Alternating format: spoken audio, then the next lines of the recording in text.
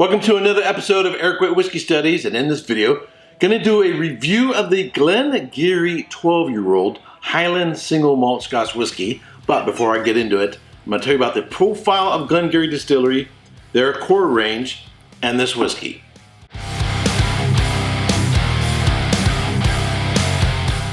Glen Garioch Distillery is located in the Eastern Highlands, 17 miles from Aberdeen, Scotland. It is the most easterly distillery in Scotland. The name Glen Garioch means Valley of Granaries. Glen Garioch was founded in 1797 by John and Alexander Manson. It is one of the oldest distilleries in Scotland. Glen Garioch has been owned by Beam Suntory since 1994. Glen Garioch's water source is the Silent Spring of Coutons. They have a 4-ton lauter mash tun, 8 stainless steel washbacks with a 72-hour fermentation time. They use 1 wash still and 1 spirit still, and they have a 3rd still that has not been used for a long time.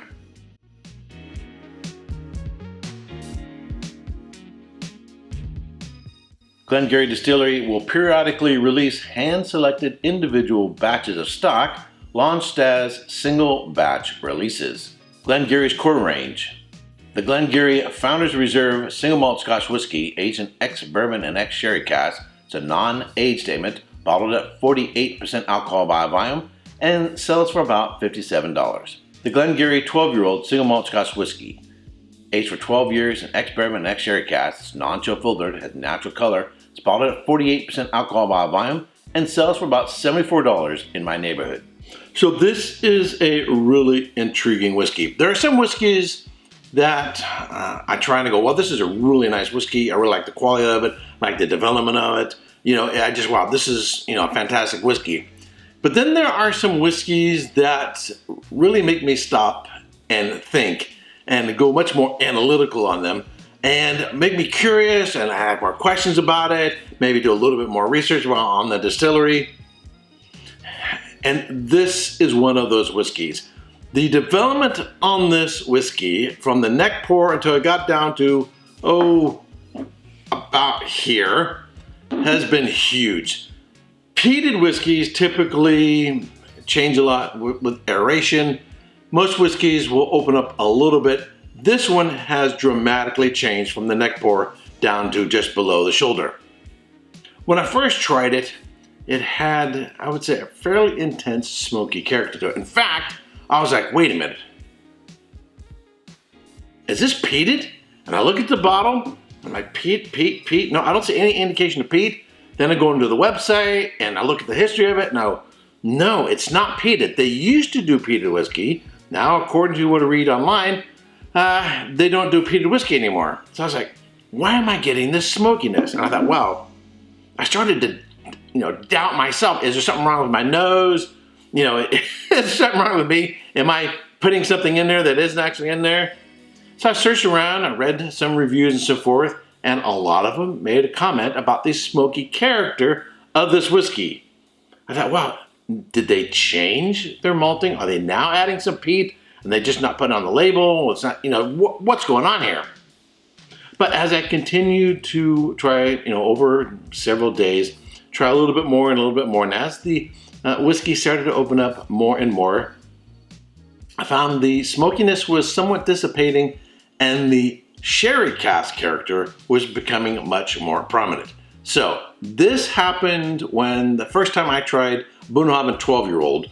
I first thought Bunnahabhain 12 had some peat character in it. In fact, there were a number of people who said there was like 3 ppms in it. But now I know there's no peat in the Bunnahabhain 12. However, what you can get from a sherry cask is a little bit of a hint of a smokiness, which may be coming from sulfury notes. And if the sulfury note is very light and well integrated with other characteristics in the whiskey, then it comes across as a smokiness. Now I would say the smokiness was, I would say, more than a Glenturret, which is, if you haven't had Glenturret, I have the 10-year-old. I'll be reviewing either the 12 or 15 coming up. Fantastic whiskeys. It was sort of like in between Glenturret and Oban. Oban is a moderately peated whiskey, but in terms of the intensity of the smoke, That's the way it was coming across. But now, get it below the shoulder, it's integrated much more into the spirit, and now it's getting more and more of the sherry cask. But it's a sherry cask that has a slight funk to it, almost as if this is a distant cousin of Springbank.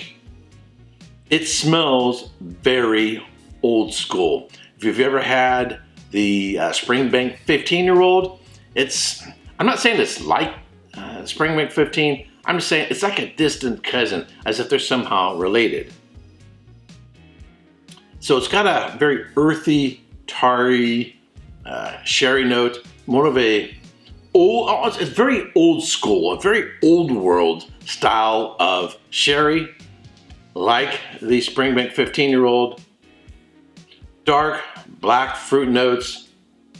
It's got your fig, dates, and raisins, but it's got like an earthiness in there as well. It seems very rustic.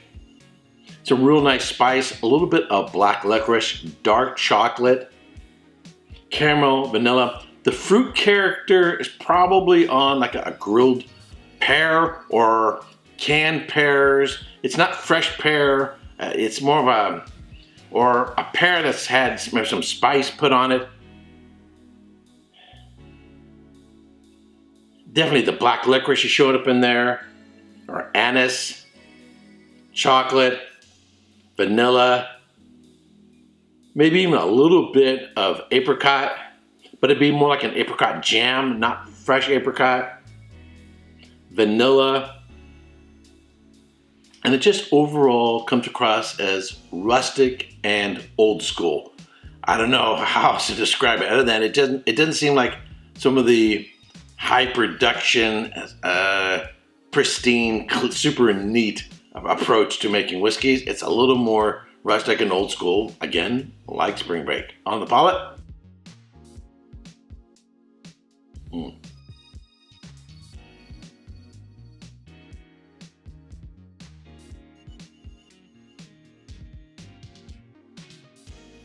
Really intriguing, and I find it to be thought provocative. There are whiskeys you have, and you can watch a movie, read a book, or be in conversation with other people. This whiskey stops the conversation and draws your attention to it. Now you have to focus on the whiskey. It's sort of dark and broody and earthy. There is that black licorice note there of the anise is there. It does still seem on the palate, just like a faint hint of smoke in there. Dried black fruit notes, dark chocolate, maybe a little bit of grilled pear, and the development on it, what you get up front and what you get in the middle and the finish is radically different, which is what I really, really like. It'll start off a little bit more sweet up front. In the mid palate, it goes a little bit more rustic, maybe a little bit savory, and then those nice slight spicy notes on the back end. And it's almost, this is gonna sound bad, it tastes a little dirty. But it's not bad, You know, that's kind of what I mean by rustic. It's almost like rustic, dirty, almost like you're maybe drinking a whiskey out of a dirty glass, or like an earthy clay character. You know, I'm in the ballpark with all these descriptors. None of these descriptors are exact, but they're sort of in the ballpark of where we're getting at it, which is what I find so intriguing about this whiskey. If you know wines, it's like the difference between a fresh fruit California Pinot Noir versus that earthy terroir Burgundy Pinot Noir. And if you don't know, I've never had Burgundy, done a Pinot Noir, then I'm completely lost on that one. Sorry, but that's sort of what it's like.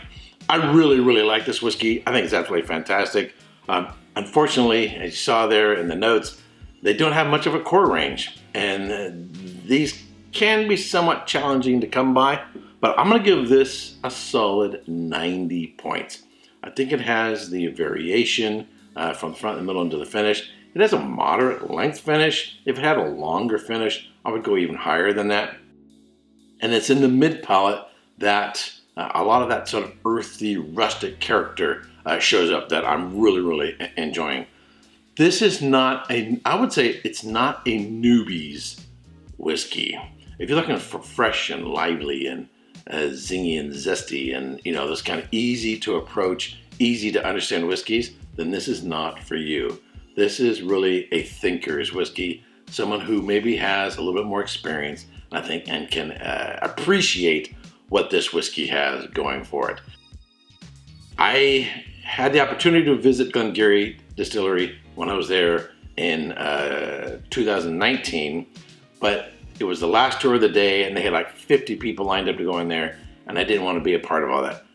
I'm planning, hopefully, maybe my 5th trip to Scotland. I'll go up the eastern coast, go through Fife, go up the eastern coast, go to Aberdeen, and Glen Garioch is the most northeastern distillery, and make a trip to Glen Garioch. So I've seen it, I just haven't been through it because I really want to see what's going on there. I'm expecting, I would anticipate that what you see in the distillery is going to have a little bit of a reminder of what things are like at Springbank. It's something very, very, very, very old school. In fact, it's one of the oldest distilleries in Scotland. Anyway, all right, enough of that. If you subscribe to this channel, I want to thank you very much. If you've not yet subscribed, but you like watching my videos, I would greatly appreciate it if you would subscribe, ring the bell. If you have had Glen Garioch 12-year-old, let me know your thoughts down below. All right, until next time, Slàinte. Hey, don't forget to subscribe and check out these other whiskey videos.